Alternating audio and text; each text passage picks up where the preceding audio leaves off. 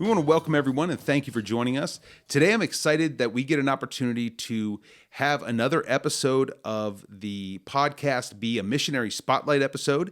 And in today's episode, we're going to spotlight the Erie City Mission, which is one of the local organizations that we partner with here at the Federated Church.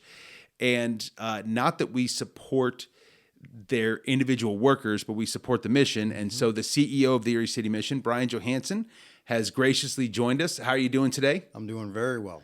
We are excited to have this opportunity to hear a little more from you personally, to hear your story. You've been able to come and share for our missions updates, and it left a lot of people in a good way with a lot more questions about you, how you ended up here, all those things. And so this will be a great opportunity for people to hear a little bit more about you and get to know you, along with then we'll get into what the mission is doing, how people can serve, and ways that they can, take those steps if God is leading them to do so.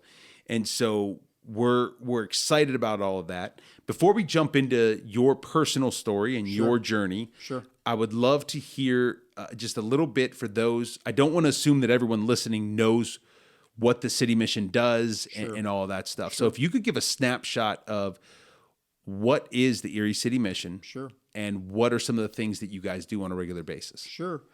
Well, the Erie City Mission is a classic rescue mission.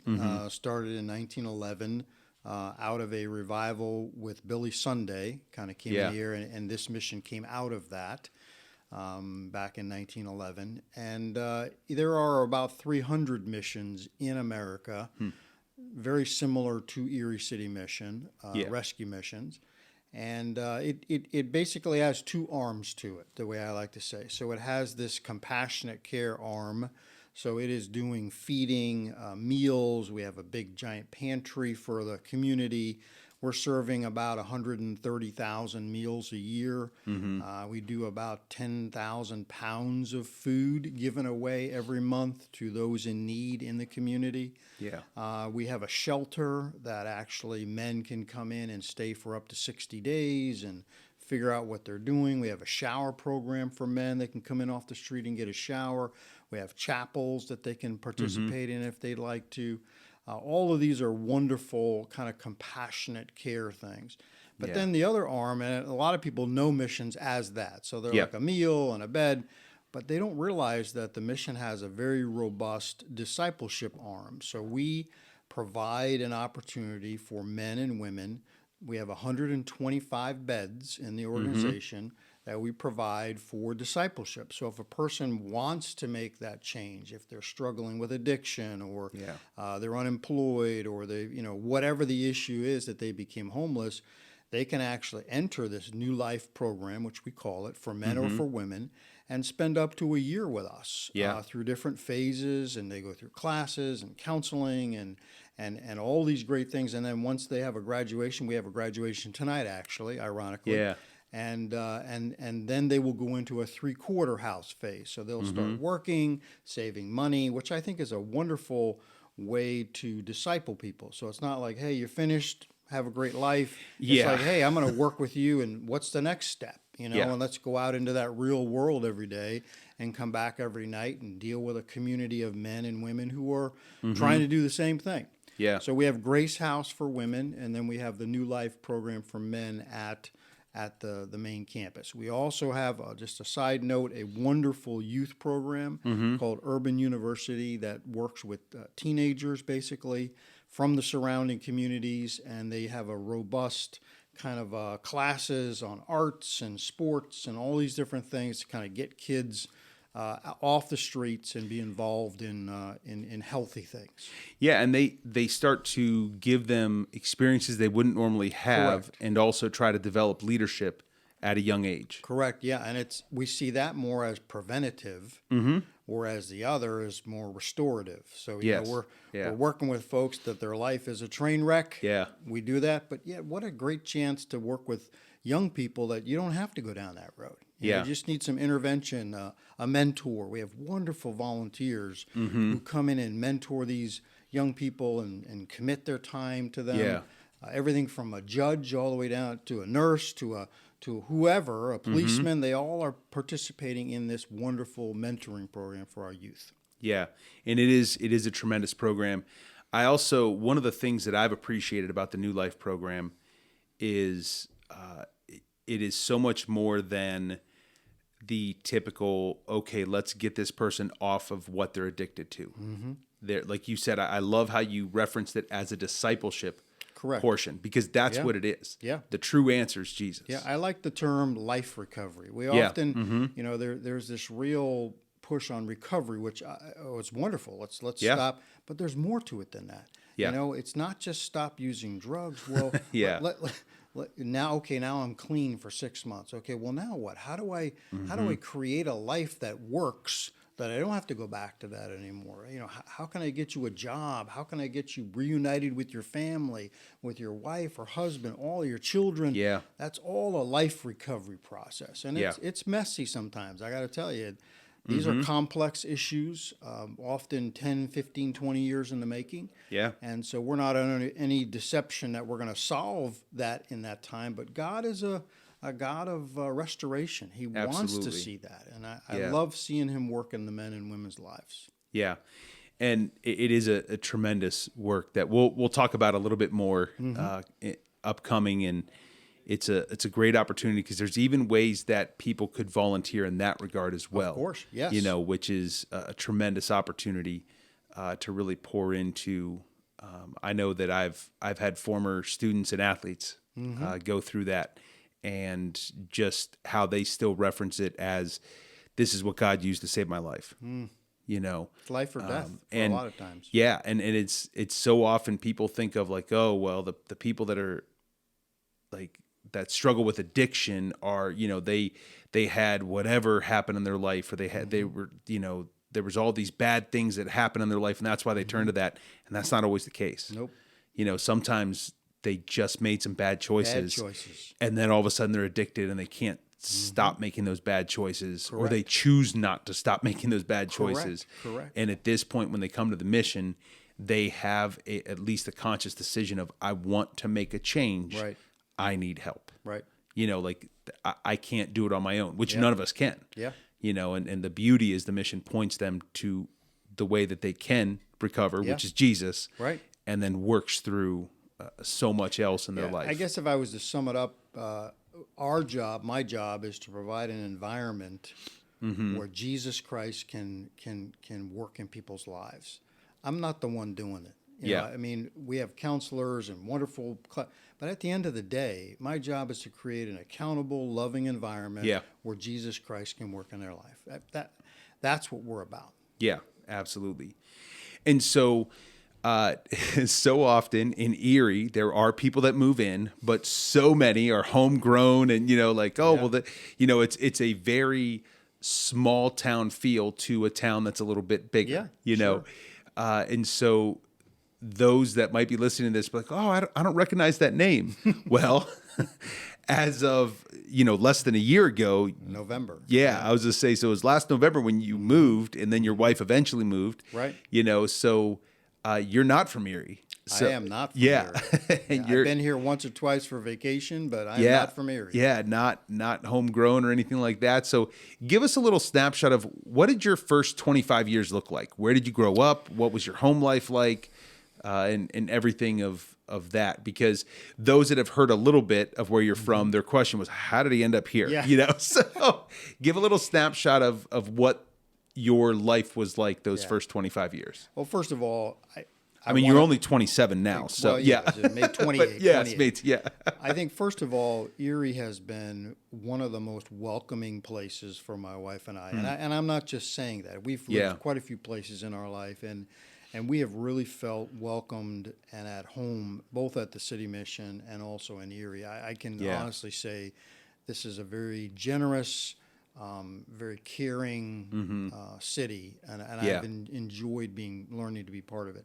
I was born and raised in New York City, so I am a New York City guy. I spent the first 50 years of my life in New York. In New York, the first 25, as you mentioned, my dad was a pastor of a small church in the Queensbridge section. I was looking at something the other day, and it listed the 10 worst neighborhoods in America, and Queensbridge was number 8.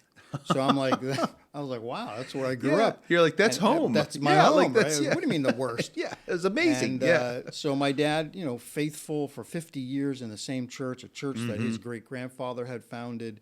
It wasn't a huge church, but we were, I would say, missionaries in that neighborhood.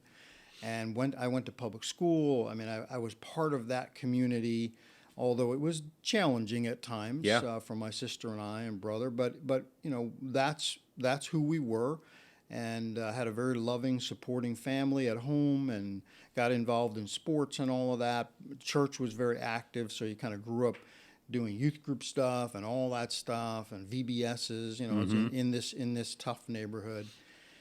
And then I went away to college. I went to Nyack College, which was a Missionary Alliance school, and then went to grad school, and came back to New York. And it's interesting. I married my wife in college. We met and got married, and she is from Indiana, PA. So you talk about a culture shock for her. I mean, my mother-in-law was not happy that her daughter was moving to New York City. And so we came in, and I got a good job working as a project manager for a large construction company, and we were living pretty good life in Manhattan, and back in the early '80s, and it was fun, actually. And we had our daughter was born in '85, and then we had a little, back in the late '80s, early '90s, we had a little bit of a tragedy in our little family, and also kind of a come back to Jesus moment. So it wasn't that I wasn't going to church. It wasn't that I wasn't part of the love Jesus and all that. But there's another thing to really kind of creating this. You're my Lord and my Savior, as opposed to it's kind of part of my life, and most people go through that. So my wife and I, in that process, really began to become aware of these homeless people that were all around us. Yeah, and so this is like back in the '80s, pre-Giuliani kind of era, which he kind of did something to clean some of that up, and so we just started driving around in our little Subaru, and daughter's in the car seat. I think you've heard this. And we're just giving out sandwiches and, hey, what's your name? And start talking to people once a week. And then some friends joined us. And so it was this thing we did for, 2-3 years. Just, there was no 501c3. There was no, marketing campaign. It was just, let's go out and see our neighbors. Yeah. And I remember you saying before, like, you kept stepping over these people going to work. And riding the subway or wherever. Or wherever you were doing, you and your wife, and it's like, hey, so all of a sudden that conviction was, what are you doing? Yeah. Like, how are you helping the situation? You're not the answer to solve their problems. Right. But how can you be the love of Christ to them instead of just stepping over them or stepping around them? I mean, I think I was pretty typical of a New Yorker, pretty arrogant, just... You got to fight for everything in New York, so you got to fight for your parking spot. You got to fight to get on the subway, so you become a little bit aggressive. People are like, I could never live. Well, you got to. It's a challenge, Yeah. So I remember the first time I went to dinner with my wife. We went to this. I don't know if I've told you the story. We went to this nice Italian place, and I'm like, I'm 22. Like I'm ready to change the world, and I'm gonna do this, and I'm telling her all this stuff, and she finally says, I think you need to go to AA. I'm like, well, I'm not drinking. She says, no, Arrogance Anonymous. So I said, this is the wife for me right here, because I needed that. Yeah, absolutely. And I'm like, so that whole process to take me from that guy to a guy who's now handing out sandwiches and soup to people that in the past I would have man, get a job. You know what I mean? It's like what is the problem here? Yeah. Right? So that's a definite kind of almost a Paul experience where Paul was this guy that was, but God changed him, right? So now he's doing God's work. So anyway, all that to say that we just started, and one day I was sitting we were in Columbus Circle. So if you know New York, it's right by the Central Park, and there used to be the Coliseum was there, and they had a big overhang. This is, again, late 80s, so early 90s. And so a bunch of homeless people, 100 of homeless people were living there. Yeah. We would go there and just, they started calling me Rev, and all this stuff. And one time I'm talking to this guy around a barrel. It's like almost like a story that you wouldn't believe, but I'm standing there, and he says, Rev, you should go down to the Bowery Mission. So now, growing up in New York, it's an institution, the Bowery Mission. Yeah. It's huge, and it's old, great reputation. I said, I've never been there, so let me go and talk to them. And that started a conversation with them that, hey, would you like to come work for us? We're opening up this new center for men coming out of prison, 96 apartments for men coming out of prison as kind of a work release program. Would you be interested? And I was like, so I went back and we prayed about it, my wife and I. And so I went to my boss, who, he's like, what are you doing? Yeah. Like, this is like not a good career move. Is basically what he was saying. I'm like, you're kind of going in the right track. You're on, you're climbing a ladder, whatever. It's like, man, I got to do something with my life that matters. Yeah. And so this was a kind of almost a pivotal point where I would be, it's not all about money, but I would be making good money. And I'm saying, no, I'm going to go and do this in the nonprofit world. And it's not known for its high salaries. Yeah. And I did it willingly because I knew that's what God wanted me to do. And my wife was totally behind it. I mean, she was like, this is what we need to do. And she's part of that. So I'll tell you about that in a little while. Yeah. But anyway, that was the first 25 years and how I landed in Rescue Mission. Yeah, and it's amazing because there's some things I want to circle back to a little bit.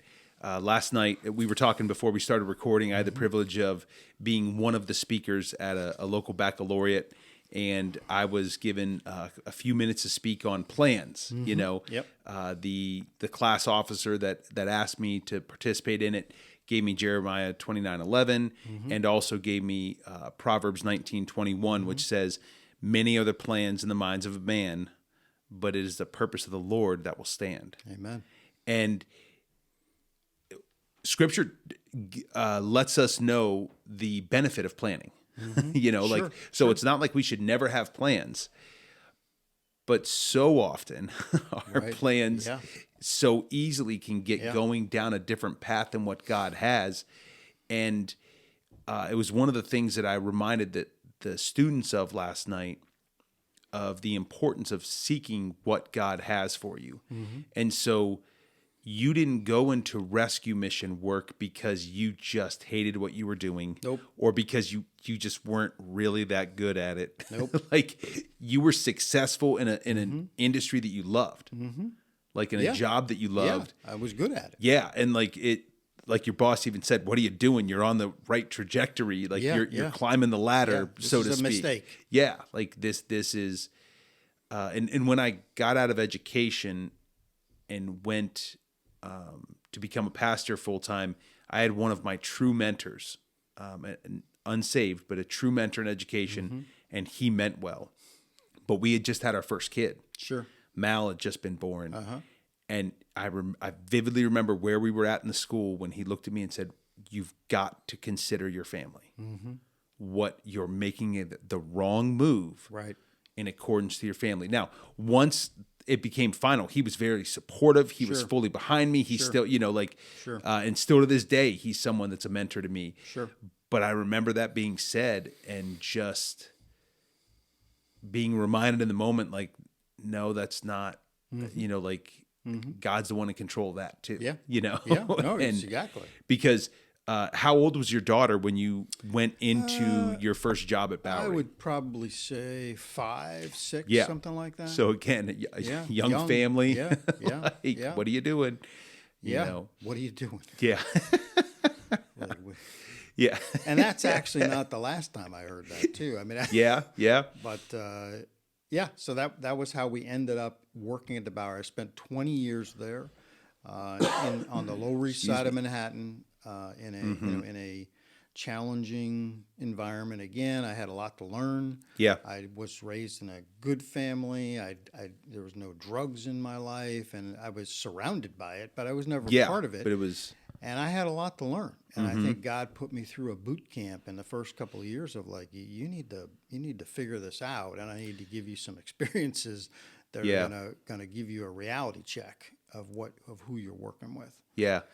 Now, one of the things that I remember when I got called into full-time ministry as a vocation, the pastor that was talking me through the process, I remember him reminding me that, like, hey, God doesn't call just one in a marriage. He will call a couple.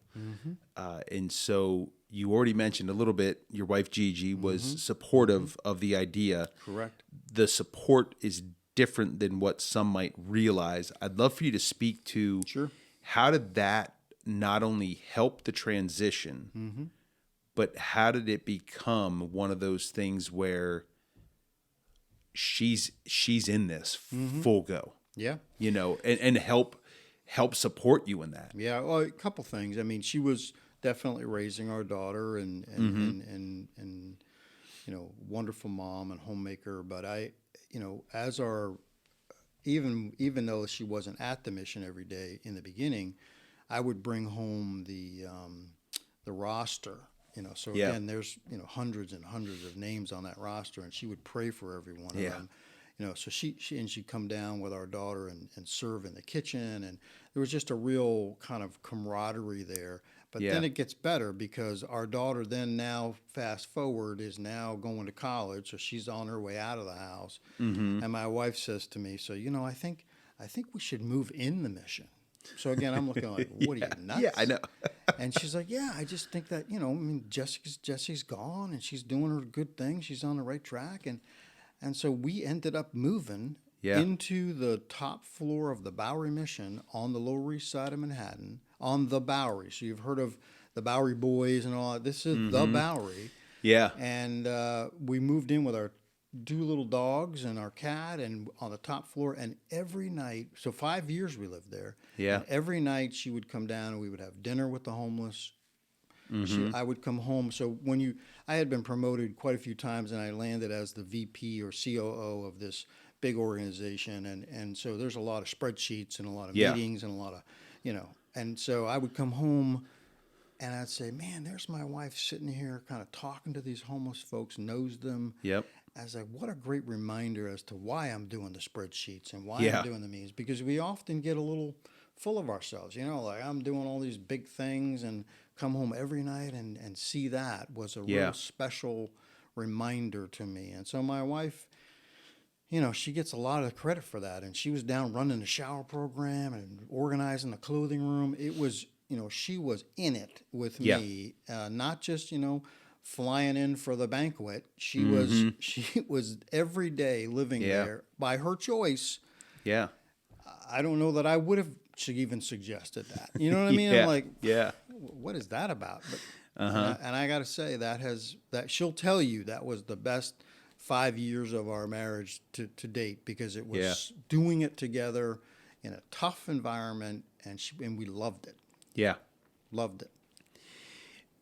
So you had your time at Bowery. It was a tremendous learning experience. Being trained up.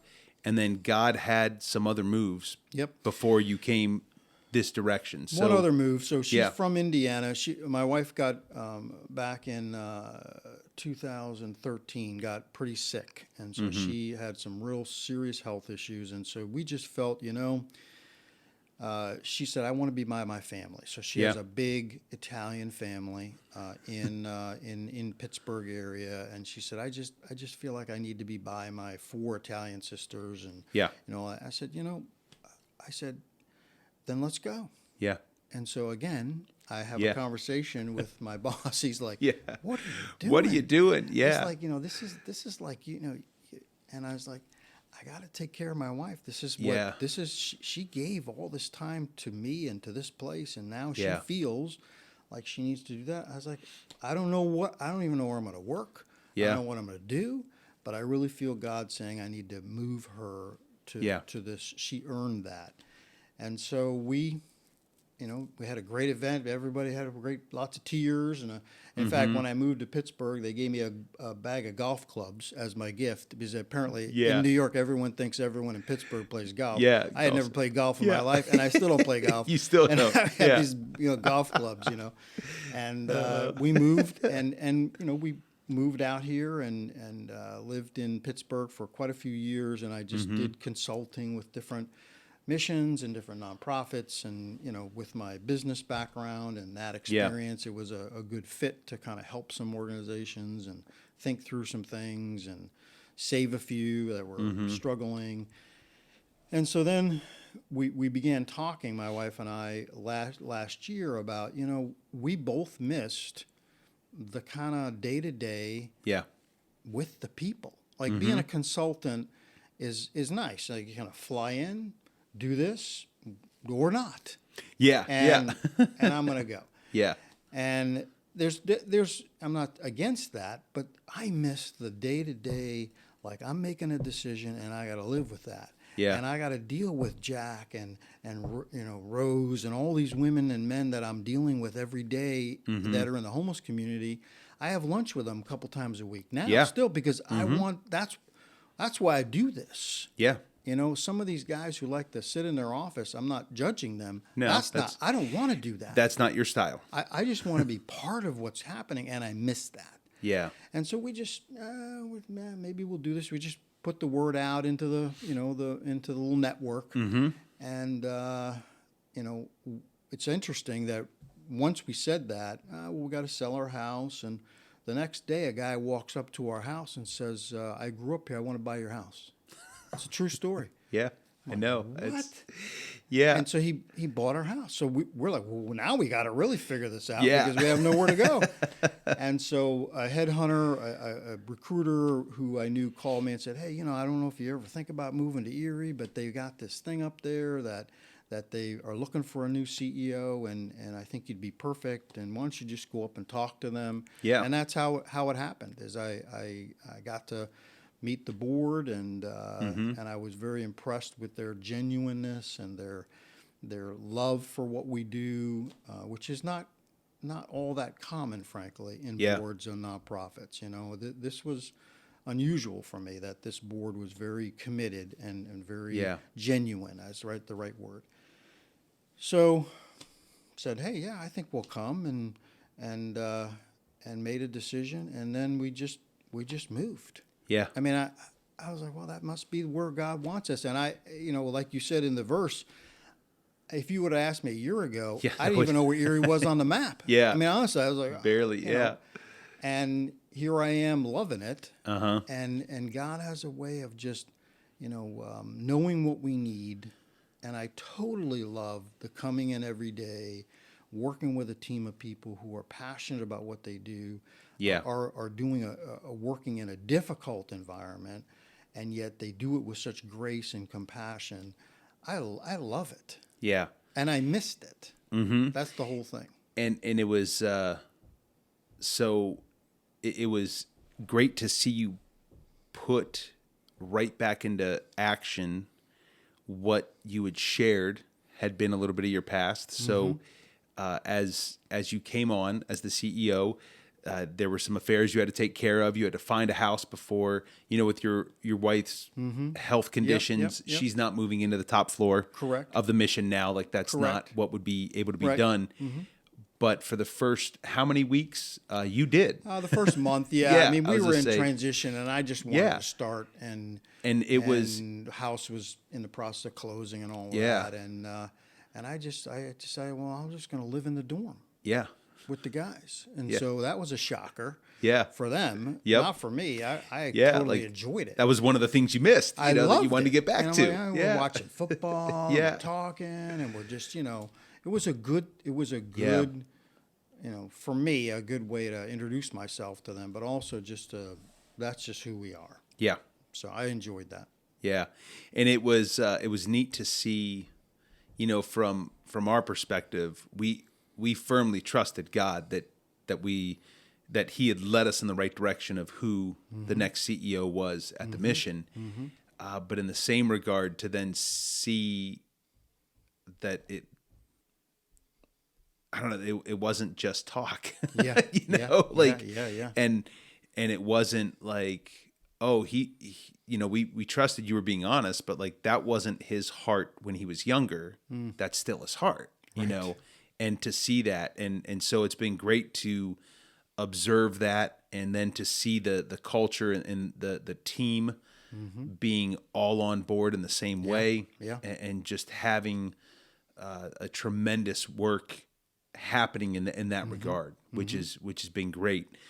And so as people listen and as they hear this, hopefully there are some that are listening that are like, that sounds like something that I would love to serve in, or that I would love, my family members to serve. There's opportunities for all people to go down and to help in a number of different ways. And so I'd love for you to speak a little more specifically. Sure. You did a little bit earlier, but like for those that are like, I would love to come down and serve at the mission, what's the process they would go through? Because obviously it's, there's still hoops you got to jump through. Sure.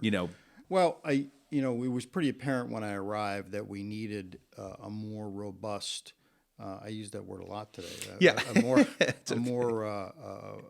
A process to bring volunteers in, because they are really the lifeblood of any nonprofit. Yep. And so we actually now have a volunteer manager who is working full time. We have a new website that you can go to, and you can fill out an application now on the website. They can give you opportunities there. She'll interview you. She'll ask what you're interested in, look at the calendar, plug you in. There's a manual now that she has as far as how, what we expect and, rules and things like that.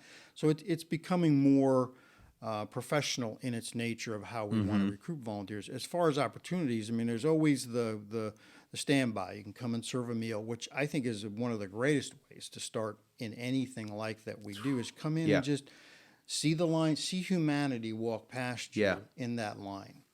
You might see 200 people walk through that line that you never would have contact with, in any nature of your daily life. And yet here they are, and these are real people that Jesus loves. Yeah, absolutely. And some of them are, maybe not all there mental health wise. Some of them haven't had a shower in a couple of weeks. This is the reality. And I encourage families, like our daughter was, whether she liked it or not, she was doing it. Yeah. I think having them come, and again, there's, wisdom in that, but at the end of the day, it's something that they should see, because we're all living privileged lives here. Yeah. And I spoke the other day at an event. I said, but for the grace of God, there go I. Yeah. Let's think about that, I said to everybody, because it's, you might want to think that it's your smarts and your decision, got you where you are. It's Jesus's grace as to why you're where you're at. And don't forget it. And some of these folks, they made bad decisions. But for the grace of God, I'm one bad decision away from that. Absolutely. That's how I see it. So why not come and be part of that? Go ahead. Yeah, and to serve. And I think you mentioned your daughter, needing to be part of it. I've shared this with you, obviously, but it wasn't the last time that the Federated Church served at the mission, but 2 times ago. And we get a team that goes on Sunday and help prepare the lunch and then serve the lunch. And, there's a number of churches in the area that do that, and always opportunity for more churches to step up in that at that arena. But it was tremendous because my entire family went. So both my son and daughter were able to be there, and they were handing out food, because it's not just serving a hot meal. It is then there's food that they can go through. The pantry is there, and so they were helping hand stuff out. And we've gone down to the mission before with the kids, and had conversations, but it just so happened that day my dad had just gotten out of surgery, so we drove from the mission down to Hammett, but then walked, and then we walked the streets a little bit more to see where my mom and aunt and uncle were. And in that, transition, I was almost had blinders on because of all the stuff with my dad, and then going to try to find my mom. And it was our daughter who was like, "Oh, I helped serve that man lunch." Yeah. And I think they were across the street or we passed or whatever. So we didn't have a chance to talk to the person, but it was after the fact and she recognized, and we got to have a conversation of, like Emory, that's what we were talking about. Like their home is just on the streets, and that's why we're coming and helping serve, because, we should be doing what we can to help them. And, we had a great conversation, and, it's been good because then both of our kids have seen that and realize like they have a heart to serve differently now. Sure. And it's just a tremendous opportunity. And I would very much encourage those that are interested. Like there's ways to get your kids involved as well. Yeah. Prepping the meal, serving the meal, cleaning up after the meal, doing the pantry, handing out the food, and all those things is wonderful. But then there's more deeper involvement where we have an outreach team that we started a couple months ago that goes out to the railroad tracks. There's, I don't know if you realize it, but driving down 12th Street, 500 feet to the right on the tracks is a lot of people living in communities of 10, 20 people that are in bad conditions. And again, these are, it's not the time to discuss why, but at the end of the day, they're there. Yeah. And so we have a team now led by our chaplain, Rob, who takes out a group, and he'll go out a couple times a week and he'll minister to them, build relationships with them, bring them back to the mission, to put them in a program. I mean, that's the goal, so that people can be part of that if they wanted to. I mean, that's Navy SEAL stuff, You're going out in there and trying to, it's not for everybody. And then there's a lot of things around the mission, such as mentoring. So we're really starting a new initiative here in the fall where our residents, both men and women, we're looking to connect them with a mature Christian, almost like what the AA would call a sponsor, to say, hey, let me just reach out to you every week or so, and what's going on? Let's get breakfast. Let's go to church with me. They need that. Yes. It's not all us, the staff. We need people to do that. So we're going to be starting to push that out here in the next couple months. We're starting Celebrate Recovery, which is a wonderful biblically based recovery program. That'll start in next month. And so we're going to need some folks to be part of that if that's something that you're interested in. Lots of things to, work projects. I mean, if you're a gardener, we'd love to have you. We need help. I am not a gardener. I didn't see dirt until I was 30. So, it was cement. It was cement. It was asphalt. I had mowed a lawn in my life. And then now I live in Mill Creek, and I'm mowing a lawn. I'm like, I better learn how to do this. But there's lots of opportunities to get involved. And we're starting here in the next this summer a new learning center for the men and women in our programs, because there's a real deficiency. We're doing a great job spiritually, recovery, but I saw that we're not preparing our residents, is what we call them, to enter the real world with things like a GED, documentation. What are the barriers that they have to getting employment? Like a resume, a job interview skills. Let's do some assessments and learn what you'd be good at, not just a job. What you'd be good at. We had a guy who was working at Lowe's, and we got him a forklift certificate. Increased his pay $4 an hour. And it took 2 hours.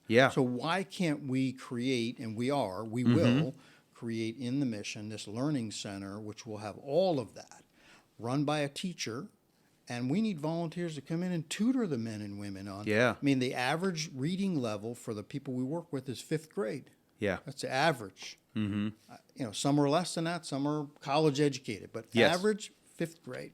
They need help. Somebody to say, you know what, I'm going to work with you, and we're going to solve the GED. I don't know that I could pass a GED. Have you seen the GED? There's holy mackerel! I mean, you need to really study. You need to study and focus. That's well, we need people to help them do that. So this is all coming. Stay tuned, as you will. But I think those are ways that people can really get involved and make an impact in a person's life meaningfully. And I love the fact that like there might be the person that's listening to this that thinks, well, I don't have the skill set to do a lot of the things you were talking about. But man, that just struck a chord with me because I'm excellent at helping people write resumes.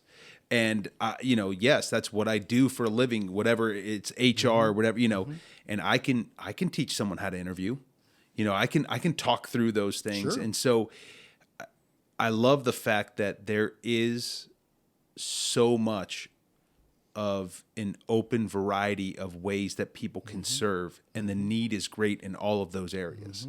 Yeah. And so I'm excited. I know it is something that's very exciting for me as you've been talking about the Learning Center and board meetings and how this is something that's being developed. And, that definitely strikes a chord with me because obviously the greatest change that these individuals need is heart change for Jesus. Absolutely. But if we're going to then set them up for success moving forward, Correct. that is also one of the things that we can help equip them with. I've got them for a year. Yeah. So that's the way I see it. Absolutely. I want to make that year as impactful as possible. In all ways. In all ways. And yes, spiritually, yes, recovery, but man, we're going to start in the fall an expungement day. Meaning, if you're a lawyer, I'm going to set up a chapel where I have 10 lawyers. Yeah. And in 15 minutes, you can meet with a person and they've got a warrant or they've got a whatever. Often it's just a letter. Often it's a small fine. But if you don't deal with that, you go to find a job, they do a background check, automatically excluded. Well, we're going to have an expungement day, we call them, where lawyers come in and participate in giving advice on how to deal with these things. Because half the time, people just don't know how to deal with it. Like you said, it's not that they're trying to avoid, or it's not that they're intentionally breaking the law. It's they just don't know what to do. Or it happened 10 years ago. Yeah. How bad could that be? It will. It'll find you. Yeah. And so having us, just another example of how can we prepare this person to be as successful as possible. Again, it's on them, but I need to create an environment where they can have all the tools, as many as I can give them, to be successful in the real world. And I love that, and that's great. So those that are interested, is the best way to sign up to go to the Erie City Mission website? I would say a good starting place is the website. We put a lot of work into making that user-friendly and making that something where volunteers could be, just get information. Our volunteer manager's name is Katie Peppers. She's terrific. Yeah, she's tremendous. And she's actually created this out of nothing in the last couple months, and she's got a volunteer manual. She's going to start having volunteer orientations and all these things that should happen. So I would say the best way to start is kind of go to the website and then start the process there. Yeah, and so if you go to eriecitymission.org, that is our website. There's a great opportunity to sign up there, but also to continue to learn more about it.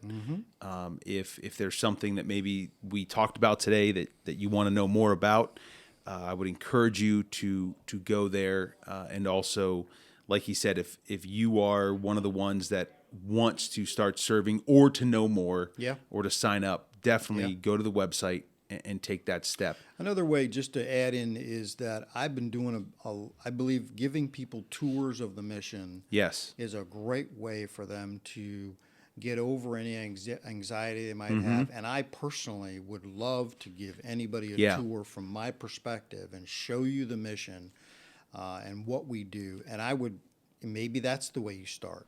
Contact my office and say, hey, I heard you and I'd like to get a tour. I will do that. I think that's a great way to learn about the mission, and we're pushing tours more and more. It's nothing like seeing it in action. Absolutely. Yeah. So contact me, and I'd love to give you a tour myself. Yeah, and that'll be great. It is also, there's a number of different local organizations doing tremendous things that people can get involved with. So we're not trying to push you to stop any involvement you have with anyone else. But there's also so many that are not serving in the local community. And so it's a great opportunity to serve and to step up in a profound way to help impact. And again, it's impacting lives individually that makes a big difference collectively. Yeah. You know, when you look at the number of lives that God has impacted through the mission, Right. you know, through the various programs, and the ripple effect, and the size and the scope of all of it, it is tremendous, and he is the one that, you know, receives the praise for that. Amen. For sure. 100%. And as a board member, I'm very grateful for those that he has called to do the day-to-day, and you know, and also be obedient in walking that process out. And Right, so right. It's tremendous. Always looking for staff too. So Yeah. there's you know, There's we some opportunity we for do that. have 2 thrift stores that we operate, which you might have been to, one in Erie, one in Girard. And you know, we're always looking for staff. You'll see that on the website as well. Job Yes. openings. I mean, if you feel like this is something that God is leading you to, then check it out. I mean, Absolutely. There's always opportunities. Yeah. Well, thank you so much for coming in today. Sure.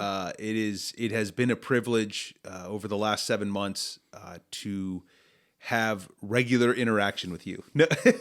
And we've had a lot of breakfast at the Cakery. Yes, I know. Which is now my new favorite spot. Yes, it is. Tell you, that's it's awesome. great. It's a great place to stop by. And obviously the connection here to the church. I was just saying, and like we said, so we're recording this on a Thursday, which is retiree day, and Cindy brings in a dessert. So as we've been talking, I've seen Cindy walk through with some form of a cake, I think. We'll have to visit and her daughter Alexa, and so the retirees are getting, you know, thanked for their work, and Sam's the one that oversees the retirees as he works here. So yeah, the Cakery definitely is a great spot for us to have our check-ins and everything else, and just the privilege of you know, having you and your wife over for dinner the one time. That was and fun. It was great to then, when we ran into you, to have the kids, you know, come up and talk, and you know, and everything. So it was Your really daughter neat. has quite the personality. Oh, she does. She's going to run for Senate, I think, or something. She's something. Well, without getting too distracted. So part of the baccalaureate that I was part of last night, since there was 4 pastors sharing, we were supposed to be 7 to 8 minutes. Right. And when I said that yesterday, before I left, she was like, good luck with that. Like, you're not, you know, and I'm like, first of all, you're 7, so let's be a little more respectful. I said, second of all, next time you have that attitude, don't bring truth into the equation, because I can't really correct you that much, because she's right. What a personality. And so the individual that was overseeing the baccalaureate is a long friend of mine, and I told her the story, and she laughed.